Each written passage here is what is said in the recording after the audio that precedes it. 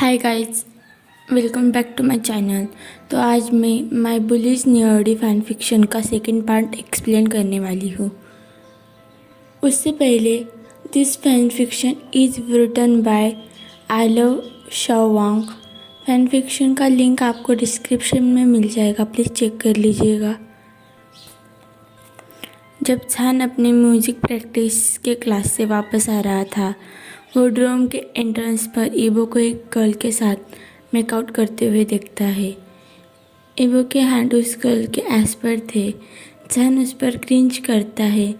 उसे वो सीन देखकर डिस्कस फील हो रहा था। ईबो जो कि उस लड़की को हक कर रहा था, झान को देखकर उसकी तरफ स्मिर्क करता है। उसकी स्मिर्क देखकर झान बस अपनी आइज रोल करता है और वहाँ से उसे मैनहोर कहकर चला जाता है। ऐसे नहीं था कि उसने ईबो को पहले कभी ऐसी लड़कियों के साथ मेकआउट करते नहीं देखा था। तब वो हाई स्कूल में थे जब झान ने फर्स्ट टाइम ईबो को एक लड़की को अपने रूम में ले जाते हुए पकड़ा था। जब ईबो का रूम झान के रूम के अक्रॉस था। जब झान अपने म्यूज़िक प्रैक्टिस कर रहा था रूम में, वो वापस रूम में आता है। झान ईबो को इग्नोर करता है। वो ईबो के साथ वापस से कोई आर्गुमेंट नहीं करना चाहता था। उसका बिल्कुल भी मूड नहीं था। वो आज बहुत थक गया था। लेट आफ्टरनून में झान एम्पटी कैंपस में अकेले चल रहा था। वो कोई सॉन्ग गुनगुना रहा था। तभी उसे ऐसा फील होता है कि कोई उसे फॉलो कर रहा है। लेकिन जब वो पीछे मुड़कर देखता है, उसे वहाँ कोई भी नहीं दिखता। जब वो फिर से चलने लगता है, उसे फिर से कदमों की आवाज़ सुनाई देती है। जैसे जैसे वो आगे बढ़ रहा था, वो फुटस्टेप्स सुनाई दे रहे थे। वो जल्दी से अपनी स्पीड बढ़ाता है और फाइनली वो क्लासिक फैकल्टी के पास में जाके पहुंचता है। उसे थोड़ी राहत मिलती है क्योंकि वहाँ कुछ लोग आ जा रहे थे। वो किसी तरह वहाँ से जाने की कोशिश करता है, लेकिन उसी टाइम वो किसी को टकरा जाता है। वो क्लासिक फैकल्टी को इतने अच्छे से नहीं जानता, इसलिए उसे ज़्यादा वहाँ का कुछ पता नहीं था। लेकिन वो उस प्रोफेसर को जब अपना नाम लेते हुए देखता है जिससे वो टकराया था, उसे समझ नहीं आता क्योंकि वो उस प्रोफेसर को ज़्यादा नहीं जानता। वो बस उसका नाम जानता था, इसलिए। लेकिन ये बात भूलने लायक नहीं थी कि वो अपनी लड़ाइयों के वजह से कैंपस में कितने फेमस है। शायद इसी वजह से वो प्रोफेसर उसे जानती थी। लेकिन वो प्रोफेसर वहाँ से जल्दी से चली जाती है और जान वहाँ ऐसे ही रुक गया था क्योंकि उसे समझ नहीं आया कि उस प्रोफेसर को क्या हुआ जो उसे वो भाग गई बिना उसकी बात सुने। जान वहाँ से आगे बढ़ता है। उसे रिलीफ फील होता है जब वो कुछ लोगों को उसके आसपास से घूमते हुए देखता है। वो उस क्रीपी एम्प्टी हॉलवे से बाहर आ गया था। तभी उसे कुछ फील होता है। वो चिल्लाता है, डीमन। जब वो अपनी आईज ओपन करता है, वो किसी का फेस उसके फेस के बस मेयरली 5 सेंटीमीटर्स दूर देखता है। अनकॉन्शियसली वो अपना म्यूजिक इंस्ट्रूमेंट सामने वाले को मारता है। The fuck. ईबो अपना फेस कवर करता है। ये तुम्हारी गलती है। तुमने अपना फेस मेरे फेस के इतने पास में क्यों रखा? झान ईबो पर चिल्लाता है। ऑफकोर्स झान की फटी पड़ी थी क्योंकि पहले वो क्रीपी वॉइसेस और अब ईबो। लेकिन झान को बहुत गुस्सा भी आ रहा था। क्या तुम परवंट हो? तुम वैसे अपना फेस मेरे फेस के पास इसे क्यों लेके आ गए? झान उस पर चिल्लाता है। इवन अगर मैं परवंट होता तो भी मैं तुम्हें मेरे प्रे के लिए कभी नहीं चूज करता। ये वो उससे बोलता है। Fuck you. झान उसे कर्स करता है। I am ready neared. वो भी कहा चुप रहने वाला था, वो भी फिर से बोलने लगता है और वो दोनों फिर से फाइट करने लगते हैं। ईबो को पता नहीं, लेकिन कुछ दिन झान के साथ उस एक रूम में रहने के बाद उसे ऐसे फील होने लगा था कि झान इतना भी बुरा पर्सन नहीं है। वो बस क्रम्पी और क्रैंकी नर्डी है।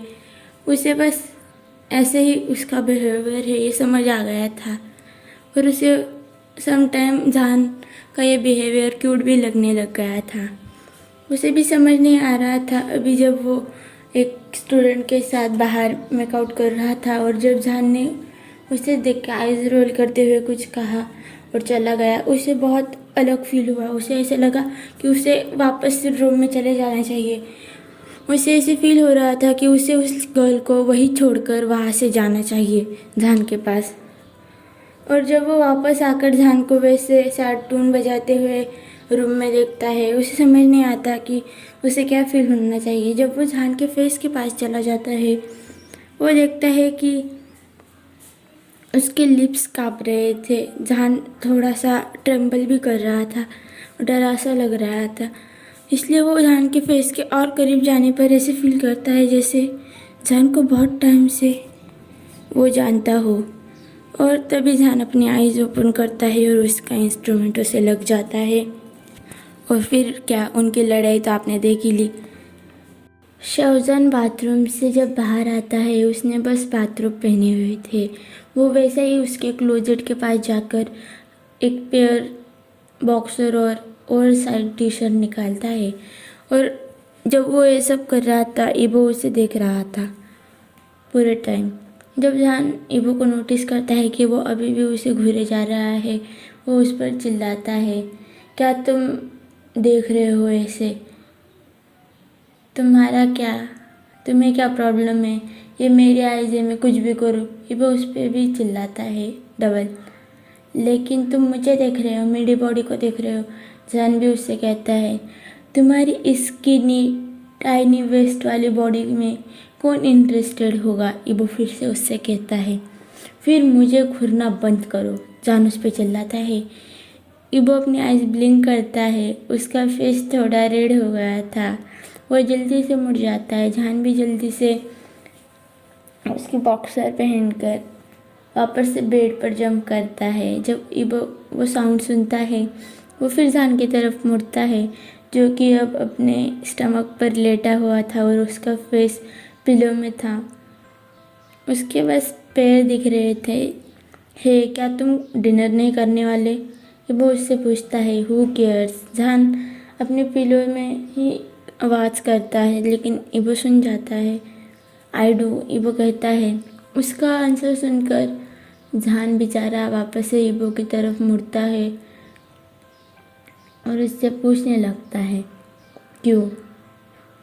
मैं नहीं चाहता कि तुम बीमार पड़ो, क्योंकि अगर तुम बीमार हो गए तो एज अ रूममेट मुझे ही तुम्हारा ख्याल रखना पड़ेगा। इबो उससे कहता है, मैं तुम्हें परेशान नहीं करने वाला, ना ही मैं तुम्हें मेरा ख्याल रखने को कहूँगा, ट्रस्ट मी।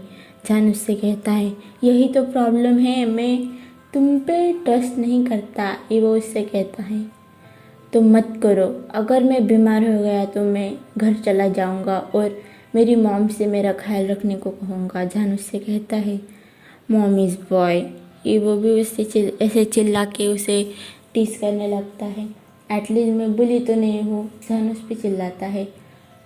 वेल, क्या तुमने कभी मुझे किसी और दूसरे बच्चों को बुली करते हुए देखा है? इबो जान से पूछता है। मैं नहीं जानता और ना ही मुझे जानना है। क्या तुम्हें कोई काम नहीं है? और मुझे बिल्कुल भी इस चीज़ की कोई परवाह भी नहीं है। और मैं नहीं पता कि क्यों पागलों की तरह तुम मेरे पीछे पड़े रहते हो। वो वहाँ से उसकी आवाज़ सुनकर चला जाता है और जान अपना अकेला ही रूम में सो जाता है। हे गाइस, मैं इस फैन फिक्शन को आगे एक्सप्लेन नहीं करूँगी, क्योंकि शायद मैंने पहले जब इसे रीड किया तो नोटिस नहीं किया, लेकिन इसमें बहुत सारे लूप होल्स है और ये आपको इस फैन फिक्शन को समझने में भी बहुत हार्ड कर देती है। और आई थिंक ये एक सिक्वल है, यानी कि ये सीज़न 2 है इस फैन फिक्शन का। इससे पहले इसकी फर्स्ट बुक भी है। आई थिंक मैंने इसे रीड नहीं किया, क्योंकि यहाँ पे कहीं भी नहीं लिखा था कि ये सेकंड सीज़न है उस बुक का वगैरह, सिक्वल है। और इसी वजह से प्रॉब्लम हुई, क्योंकि मैंने जब फर्स्टली रीड किया था तब भी मुझे थोड़ी सी कन्फ्यूजन हुई थी, लेकिन मुझे बुक अच्छी लगी थी।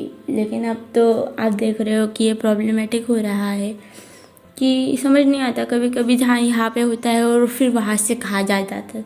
वो इस वजह से फिर मुझे प्रॉब्लम हो रही है। लेकिन मैं सोच रही हूँ कि मैं पहले उस फ़ैन फिक्शन की जो है पहला वाला फ़ैन फिक्शन वो बुक उससे पहले मैं रीड कर लूँ और फिर मैं इसे आगे एक्सप्लेन करूँगी, क्योंकि ये कुछ मैजिकल थिंग्स एंड ऑल से एक्स्ट्रा ऑर्डिनरी वर्ल्ड से रिलेटेड वाली फ़ैन फिक्शन है, तो इसलिए हमें फर्स्ट सीजन तो पढ़ना ही पड़ेगा। विदाउट दैट हम इस बुक को आगे समझ नहीं पाएंगे। So let's meet soon with another fan fiction.